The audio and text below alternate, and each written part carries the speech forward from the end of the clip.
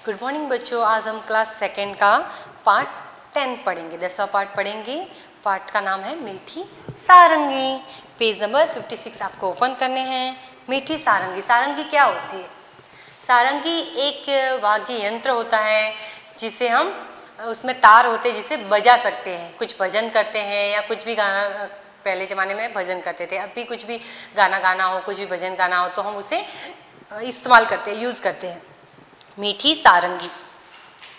यह सारंगी जो गिटार जैसा ही होती है, इसमें तार लगे हुए होते हैं और इसे बजाते हैं। तो इसे बजाते हैं तो उसकी आवाज़ वो जो होती है वो बहुत ही मीठी होती है। आपने कभी वीणा की आवाज़ सुनी है? तो उसकी आवाज़ बहुत ही मीठी होती है, हम उसकी धुन में गुम हो जाते हैं, ऐसी होती है। तो यहाँ पे भी मीठी सारंगी के बारे में बात की गई। ये है सारंगी और इसकी जो आवाज़ होती है बहुत ही मीठी होती है। तो हम ये पार्ट पढ़ेंगे। एक गांव में एक सारंगी वाला आया। एक गांव होता है तो उसमें एक सारंगी वाला आता है। एक आदमी आता है, उसके पास सारंगी होती है, तो इसीलिए उसे सारंगी वाला बोला गया है। वह सारंगी बहुत अच्छी बजाता है। तो उसके पास एक सारंगी है और वो उसे बजाना जानता है और बहुत ही अच्छी तरह बजाता है। रात में जब उसे सारंगी बजाना शुरू किया तब गांव के बहुत से लोग इकट्ठे हो गए। तो रात का टाइम था और उसने जैसे ही सारंगी को बजाना शुरू किया तो गांव के लोग जो सो रहे थे वो सभी उठकर आ गए और इकट्ठे हो गए। सारंगी की मीठी आवाज़ और सारंगी वाले के बजाने की कला से गांव के लोग दंग रह गए। तो जो सारंगी बज रही थी उसकी आवाज़ से और सारंगी वाला इतना अच्छा बजा रहा था, उसे देख के गाँव के लोग दंग रह गए, हैरान रह गए। सब लोग कहने लगे कैसी मीठी सारंगी है। तो जो सब लोग थे वो सब इकट्ठा हो गए थे, वो बोले कि कितनी मीठी सारंगी है। आहा, कितना आनंद आ रहा है, कितना आनंद आ रहा है, कितना मज़ा आ रहा है, कितनी अच्छी बज रही है सारंगी कि हम इसकी धुन में खो जाए, ऐसे गाँव वाले लोग बोल रहे थे। वही पास में बैठा हुआ भोला भी लोगों की ये बातें सुन रहा था। तो पास में एक लड़का बैठा हुआ था, उसका नाम था भोला। वो जैसा उसका नाम था भोला वैसा ही था।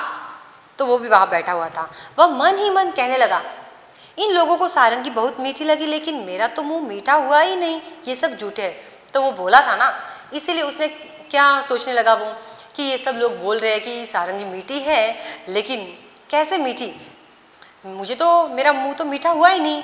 उसका बात है कि अगर कुछ हम मीठा खाए तभी मालूम होता है ना ये मीठी है या नहीं। तो वो ऐसे सोच रहे थे कि सब लोग झूठ बोल रहे हैं, मेरा मुँह तो मीठा हुआ नहीं, सब मीठी मीठी बोल रहे हैं लेकिन मुझे तो मीठा नहीं लगा, ऐसे वो बोला। थोड़ी देर बाद उसने सोचा कि शायद सारंगी वाले के पास बैठने से ही मुंह मीठा हो जाएगा। तो फिर उसने सोचा कि क्या पता सारंगी वाले के पास जाके बैठूं तो मुझे मीठा लगेगा, इसलिए वह सारंगी वाले के पास जाकर बैठ गया। फिर वह जो सारंगी बजाने वाला था, जो बजा रहा था, उसके पास जाके बैठ जाता है। ये है भोला। देखो यहाँ पे ये सारंगी वाला है, सारंगी बजा रहा है, और ये जो एक लड़का है ये भोला।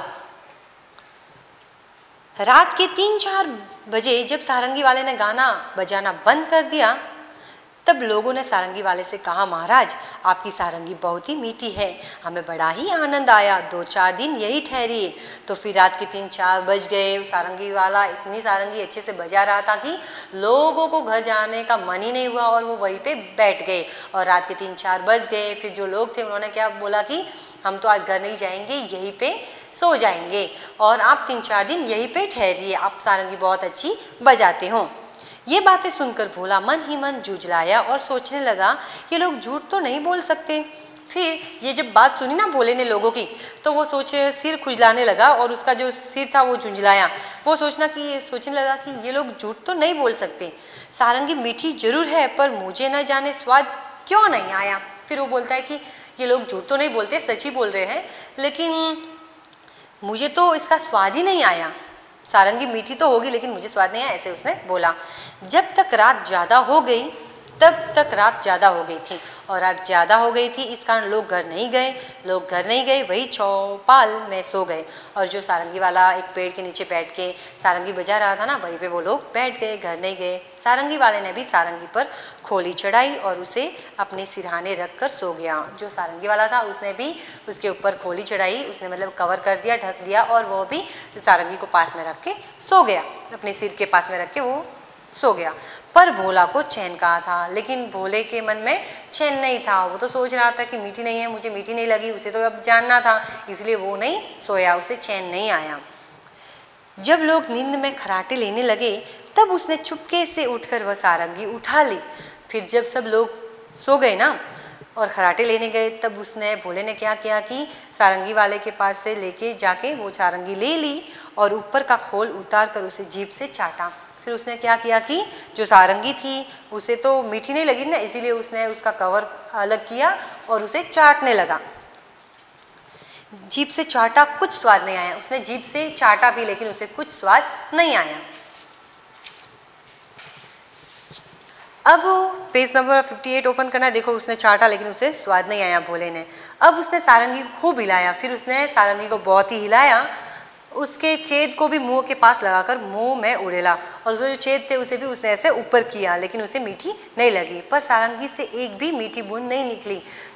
वह लोगों की बेवकूफ़ी पर बहुत ही झुंझलाया। फिर उसे बहुत ही गुस्सा आया कि लोग सब झूठ बोल रहे हैं। अब की बार उसने सारंगी को गांव से बाहर दूर ले जाकर फेंक दिया। और उसने क्या किया, सारंगी को लिया और गांव के बाहर जाके फेंक दिया। वह लोगों की बेवकूफ़ी पर हंसता रहा, अपनी जगह पर आकर चुपचाप सो गया। फिर उसने क्या किया, सारंगी को गांव के बाहर फेंक के आ गया और लोगों को बेवकूफ़ सोचकर वो फिर चुपचाप आके सो गया। सवेरा होने पर जब सारंगी अपनी जगह पर नहीं मिली तो सब लोग सारंगी वाला बड़े दुखी हुए। तो फिर सब सुबह उठ गए। तो क्या हुआ, किसी ने सारंगी नहीं देखी तो जो सारंगी वाला था वह भी दुखी हुआ और जो सब लोग थे वो भी दुखी हुए। लोग कहने लगे बड़ी मीठी सारंगी थी, पता नहीं कौन ले गया। और जो सब लोग थे वो भी बोल रहे थे कि सारंगी बहुत ही मीठी थी, न जाने कौन ले गया।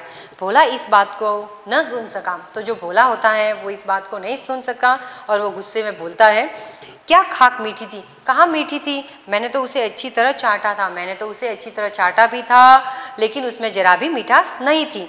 तुम सब लोग झूठे हो और बाबा जी की खुशामद करते हो। तुम सब लोग झूठे हो और इस सारंगी वाले बाबा की खुशामद आप करते हो। वो जो सारंगी थी मीठी नहीं थी। लोगों ने पूछा पर सारंगी है कहाँ। तो जो सब लोग थे उन्होंने भोले से पूछा कि सारंगी है कहाँ, ये तो बताओ। उसने कहा गांव के बाहर पड़ी है। लोगों ने भोला की बेवकूफ़ी पर सीट पीट लिया। फिर भोले ने बोला कि गांव के बाहर मैंने फेंक दी है। फिर लोगों ने सुना तो उन्होंने अपना सिर पटका और बोला कि ये भोला कितना बेवकूफ़ है। तो ये कहानी है मीठी सारंगी। ये है सारंगी, देख लो जैसे गिटार होता वैसे ही होती है। ये सारंगी है, ये सारंगी वाला है जो एक दिन गांव में आके एक पेड़ के नीचे बैठकर सारंगी बजाता है।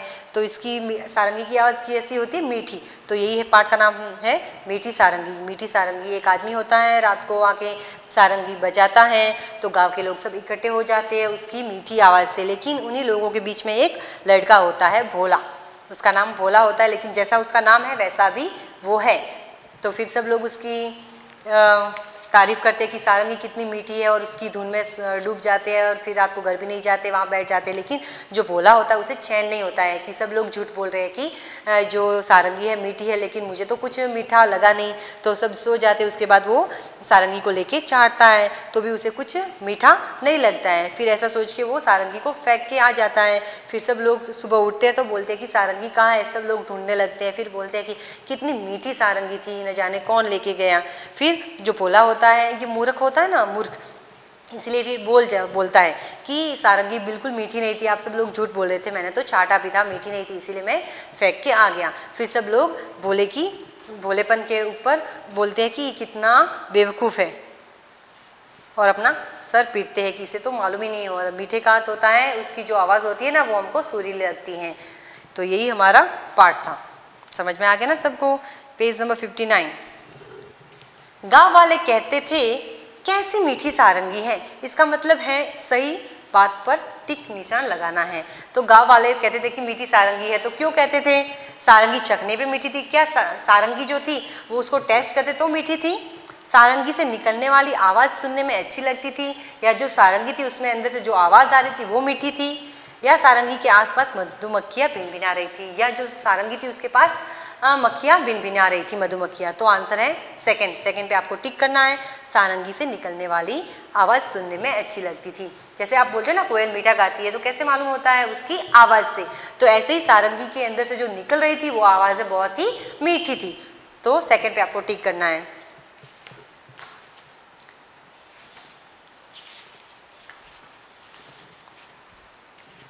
पेज नंबर 60 आपको ओपन करना है। यहाँ पे आपको तार वाले, थाप वाले और अन्य, आपको मालूम है कुछ ऐसे वाद्य यंत्र होते हैं जिसमें तार लगा होते हैं, जैसे कि अभी हमने देखा सारंगी है, ऐसे ही गिटार है, उन पे तार लगे होते हैं। कुछ वाद्य यंत्र ऐसे होते हैं जिसको हम मारते हैं थाप से, जैसे ढोलक होता है, तो वहाँ पे इसका नाम लिखना, और अन्य तो उसमें ये लिखना है। तो तार वाले कौन कौन से होते हैं? सारंगी होती है, सितार होता है, इकतारा होता है, गिटार, ये सब तार वाले होते हैं। इनको बजाने पे इनमें एक तार लगा होता है, उसे हम टच करते तो साउंड आती है, आवाज़ आती है। थाप वाले कुछ ऐसे यंत्र होते हैं जिसे हम मारते हैं ना तभी आवाज़ आती है, तबला हुआ, ढोलक हुआ, डफली हुई। फिर अन्य तो बांसुरी, हारमोनियम, बांसुरी को हम मुंह से बजाते हैं ना, लिप से, आवाज़ से, हमारी जो ब्रीथ होती है उससे वो बजती हैं। हारमोनियम उसे हम बटन से होते हैं हम बजाते हैं ना, और शहनाई जिसे भी हम मुंह से बजाते हैं। कुछ नाम बच भी गए होंगे, उन्हें अन्य के नीचे लिखो। ऊपर के लिखे बाजू की जगह पर बजाया जाता है। जो यहाँ पे नाम लिखे होते हैं इन सबको जगह जगह पर बजाया जाता है। शादी ब्याह में या कुछ भी प्रोग्राम हो, भजन संध्या, तो वहाँ पे भी इनको बजाते हैं। सोच कर लिखो इन जगहों पर क्या क्या बजाया जाता है। रेलगाड़ी या बस में क्या बजा सकते हैं हम? आपने देखा है कभी भी रेलगाड़ी में और बस में कुछ लोग आते हैं और ढोलक बजाते हैं, तो उसमें है इकतारा, डफली और बांसुरी। देखा हुआ है ना, कभी आप रेलगाड़ी में कहीं जाते हो तो कोई कुछ लोग आते हैं, बांसुरी बजाते हैं, फिर हम उनको पैसे देते हैं। तो ये घर पर किसी अवसर पर, घर पे कुछ भी प्रोग्राम है तो हम क्या बजाते हैं? गिटार बजाते हैं, ढोलक बजाते हैं, हारमोनियम बजाते हैं। भजन कीर्तन में बांसुरी, हारमोनियम, ढोलक। स्कूल के किसी भी अवसर पर क्या बजाते हैं? सितार, गिटार, तबला और ढोलक ये बजाते हैं। यहाँ पे कुछ चीज़ें दी हुई हैं, उनको हमको क्रम में लिखना है। तो जैसे कोई फल है, फिर सब्जी है, फिर कोई अलग चीज़ है, तो उन सबको लिखना है। अभी जैसे आम, नींबू, आंवला और जलजीरा। मिर्च का अचार, अदरक, करेला और नमक। मिर्च कैसी होती है?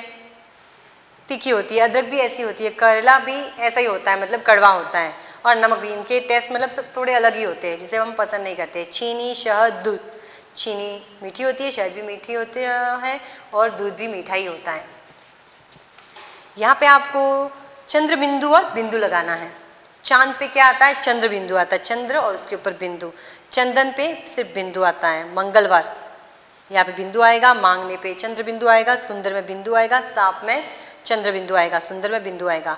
झांसी चंद्र बिंदु आएगा, कंकड़ बिंदु आएगा, अंधा बिंदु आएगा, झंझट में बिंदु आएगा, कापने में चंद्र बिंदु, आंधी इसमें चंद्र बिंदु आएगा। आपका होमवर्क है पेज नंबर 59 पे ये क्वेश्चंस करके आना है।